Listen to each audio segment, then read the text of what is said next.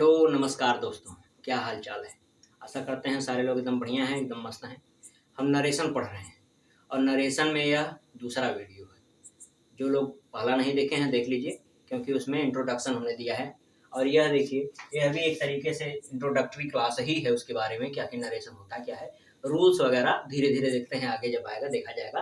लेकिन पहले हम तो सीख लें कि नरेशन आखिर होता क्या है, पहचान कैसे होती है, नरेशन में क्या क्या चीज़ें हम लोगों को देखनी रहती है। ठीक, तो हम यहाँ पर देखते हैं कि नरेशन के बारे में कुछ और चीज़ें, जैसे लिखा है some structural information about narration. Narration के स्ट्रक्चर के बारे में क्या क्या है स्ट्रक्चर। तो देखिए, पहला चीज है कि डायरेक्ट नरेशन में रिपोर्टेड स्पीच को डबल कोटेशन मार्क के अंदर रखा जाता है। यानी आप देखे होंगे कि डायरेक्ट में अगर कोई सेंटेंस लिखा है तो ऐसे ही लिखा रहता है, यहाँ पर कॉमा, डबल इन्वर्टेड कॉमा, जिसको कोटेशन मार्क भी कहते हैं। तो वही लिखा है कि डायरेक्ट नरेशन में रिपोर्टेड स्पीच को डबल कोटेशन मार्क के अंदर रखा जाता है, यानी डबल इन्वर्टेड कॉमा के अंदर रखा जाता है। तो यह पार्ट यहाँ से यहाँ तक वाला जो है, यहाँ से यहाँ तक देखिए क्या है, डबल कोटेशन मार्क यानी डबल इन्वर्टेड कॉमा के अंतर्गत इसको रखा गया है। पहली इंफॉर्मेशन, यानी आपको यह जान लेना होगा कि यह जो घेरे में रखा जाता है कोटेशन मार्क के, वह होता क्या है, वह होता है रिपोर्टेड स्पीच होता है। क्या होता है, रिपोर्टेड स्पीच। और जिसका दूसरा नाम क्या है बताइए जरा, आप लोग पीछे वीडियो पढ़ाएं आपको, रिपोर्टेड और क्या है, क्लॉज। इसी को हम लोग रिपोर्टेड क्लॉज भी कहते हैं। आइए दूसरा देखिए क्या कह रहा है, दूसरा कथन कि इनडायरेक्ट नरेशन में कॉमा और कोटेशन मार्क का प्रयोग नहीं किया जाता है। डायरेक्ट में देखिए कॉमा और कोटेशन मार्क का प्रयोग है, लेकिन कह रहा है इनडायरेक्ट में कॉमा और कोटेशन मार्क का प्रयोग नहीं किया जाता है। इसका मतलब यही है कि इसमें कंजंक्शन वगैरह का प्रयोग कर दिया जाता है, लेकिन यहाँ पर जो अलग कर दिया गया सेंटेंस वो अलग नहीं होता है, इसको कॉम्प्लेक्स बना दिया जाता है। कैसे बना दिया जाता है, कॉम्प्लेक्स सेंटेंस के रूप में बना दिया जाता है। आप इसको समझ पा रहे होंगे क्योंकि आपने देख रखा है कि डायरेक्ट में इस तरीके से होता है, इनडायरेक्ट में इस तरीके से होता है। ये आपने देखा हुआ है, इस वजह से आपको समझ में आ रहा होगा। और नहीं आ रहा है तो आप लिखा है इसको समझ जाइए, क्या कि डायरेक्ट अगर नरेशन है उसमें कॉमा और कोटेशन मार्क का प्रयोग है। देखिए कोटेशन मार्क से घेरा गया है, ठीक, और कोटेशन मार्क से जिसको घेरा गया है उसका नाम क्या है, रिपोर्टेड स्पीच है या रिपोर्टेड क्लॉज है। अच्छा, इनडायरेक्ट नरेशन में क्या है, कॉमा और कोटेशन मार्क का प्रयोग नहीं किया जाता है। देखिए कहीं पर भी आपको कॉमा लगा है नहीं, कोटेशन मार्क है नहीं, लास्ट में क्या लग जाता है, फुल स्टॉप लग जाता है। यह बात समझ में आई होगी आपको, ठीक। आइए फिर आगे देखते हैं और क्या क्या है इसमें। आइए अगला स्ट्रक्चर देखते हैं कि आखिर इसका अगला स्ट्रक्चर क्या है, क्या कहता है।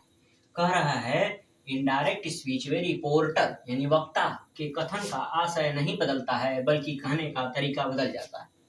जैसे पहली क्लास में आपको समझाए थे कि किसी एक व्यक्ति की बात को सुनकर किसी दूसरे व्यक्ति से कहना, यानी एक व्यक्ति की बात को सुनकर उसी व्यक्ति की बात को दूसरे से कहना, तो बात तो वही रहेगी, आशय नहीं बदलेगा, बात वही रहेगी, बस कहने का तरीका बदल जाता है। ठीक, जैसे देखिए, ही सेड टू मी, वह मुझसे कहा, I am going to market, वह मुझसे कहा मैं मार्केट जा रहा हूँ। क्या बोला कि मैं मार्केट जा रहा हूँ। और इसी बात को अगर बोलना है कि वह मुझे बताया कि वह मार्केट जा रहा था, मार्केट जाने का काम ही हो रहा है, आशय नहीं बदल गया है।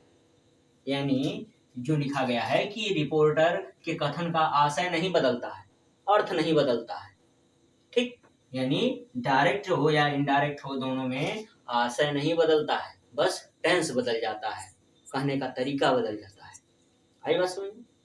तो देखिए वही लिखा है इसे टू मी, यहाँ कॉमा, यहाँ कोटेशन मार्क लगा है, यहाँ देखिए इसमें नहीं लगा है, यानी कॉमा हट गया, कोटेशन मार्क हट गया। जैसे कि आपने पिछले नियम में देखा कि क्या होगा कि रिपोर्टिंग वर्ब जो है यह तो ऐसे ही रहती है, कॉमा से अलग की जाती है, लेकिन रिपोर्टेड स्पीच जिसका दूसरा नाम क्या है, रिपोर्टेड क्लॉज।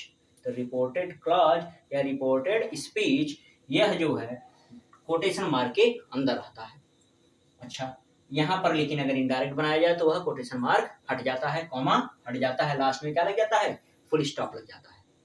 आई बात समझ में, ठीक है। अगला रूल देखिए, रूल क्या, इसी में आप समझ जाइए क्या है कि यहाँ पर जो डायरेक्ट में लिखा गया है कोटेशन मार्क के अंदर रिपोर्टेड स्पीच, वही रिपोर्टेड स्पीच का सब्जेक्ट जो लिखा जाता है हमेशा कैपिटल से लिखा जाता है। किससे लिखा जाता है, कैपिटल से।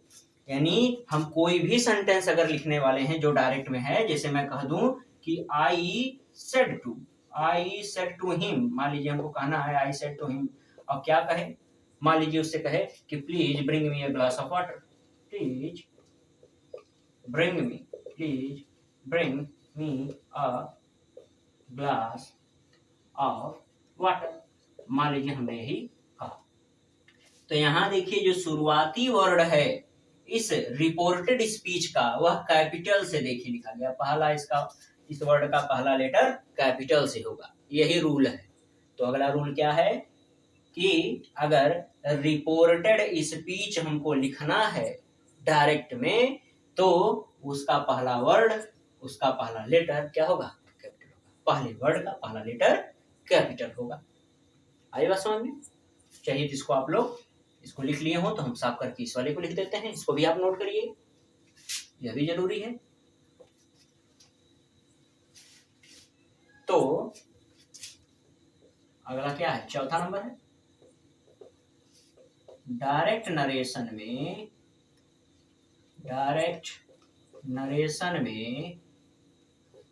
रिपोर्टेड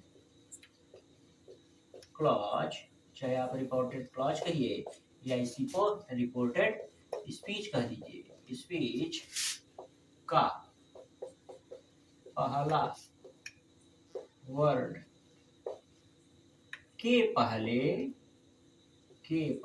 वर्ड का पहला लेटर कैपिटल होता है, कैपिटल होता है। ठीक है, तो आप इसको लिख लीजिए कि नरेशन में अगला रूल क्या है कि यही उदाहरण ही लिख लीजिए, कोई दूसरा उदाहरण लिखने की जरूरत नहीं, आप यही लिखकर यहाँ पर कह दीजिए कि यह जो आई लिखा गया है या किसमें लिखा गया है, यह कैपिटल है। कैसा है, कैपिटल है। कैसा है भाई, कैपिटल है। अच्छा, लिख लिए हो तो साफ करें, अगला रूल बताएं आपको, लिख लिए हैं, ठीक, साफ करें।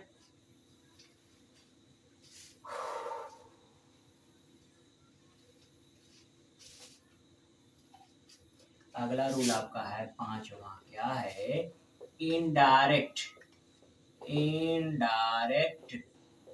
स्पीच में, इनडायरेक्ट स्पीच में यानी नरेशन में, डायरेक्ट नरेशन में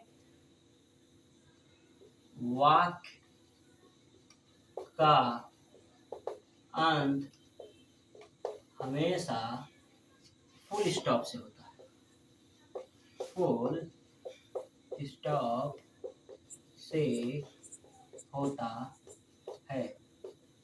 आई बात समझ में? इसका मतलब क्या है, इसका मतलब यह है आप कोई भी किसी भी प्रकार का सेंटेंस यहाँ पर लाइए रखिए, वह हमेशा क्या होगा, खत्म होगा तो फुल स्टॉप पर ही होगा। आई बात समझ? जैसे मैं एक ही सेंटेंस आपके सामने लिखा था कि he said to me, उनसे कहा, may you give me your pen, question mark, क्या लगा है, क्वेश्चन मार्क। यह क्या है, यह भैया है डायरेक्ट, क्या है यह, डायरेक्ट। लेकिन आप इनडायरेक्ट जब बनाएंगे, अभी देखिए सब रूल्स पे मत जाइए, मैं सिर्फ लास्ट यहाँ बात कर रहा हूँ, यहाँ पर फोकस करिए। यह क्या होगा, क्वेश्चन मार्क हटके हो जाएगा फुल स्टॉप। यही नियम है कि जब बनाएंगे पूरा इनडायरेक्ट स्पीच तो क्या हो जाएगा लास्ट में, फुल स्टॉप। भले देखिए यहाँ पर क्वेश्चन मार्क है, क्वेश्चन है, लेकिन क्या हो जाएगा, फुल स्टॉप लग जाएगा।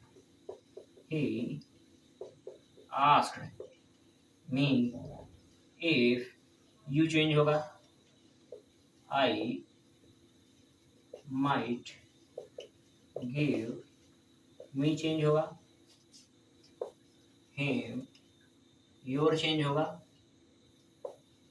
my pen, फुल स्टॉप लगेगा। क्या लगेगा, फुल स्टॉप लगेगा। अभी ये है मैं कैसे चेंज किया हूँ, इसको कैसे किया हूँ, यहाँ पर यू यानी यहाँ पर प्रोनाउन कैसे चेंज हो रहा है, इस पर आप मत जाइए, इस पर अभी आप एकदम मत जाइए। क्यों, क्योंकि अभी इसके बाद हम रूल पढ़ाएंगे आपको कि कैसे क्या चेंज होता है, कैसे टेंस होगा, कैसे प्रोनाउन चेंज होगा। अभी फिलहाल अपना दिमाग यहाँ पर रखिए कि इनडायरेक्ट स्पीच में वाक्य का अंत हमेशा फुल स्टॉप से होता है। किससे हुआ? फुल स्टॉप से। किससे हुआ भाइयों? फुल स्टॉप से। यहाँ क्या लगा था? Question mark. यहाँ क्या है? Full stop. आई बात समझ में? यानी आप इसको लिखिए, फिर आगे अब हम बताते हैं और रूल्स।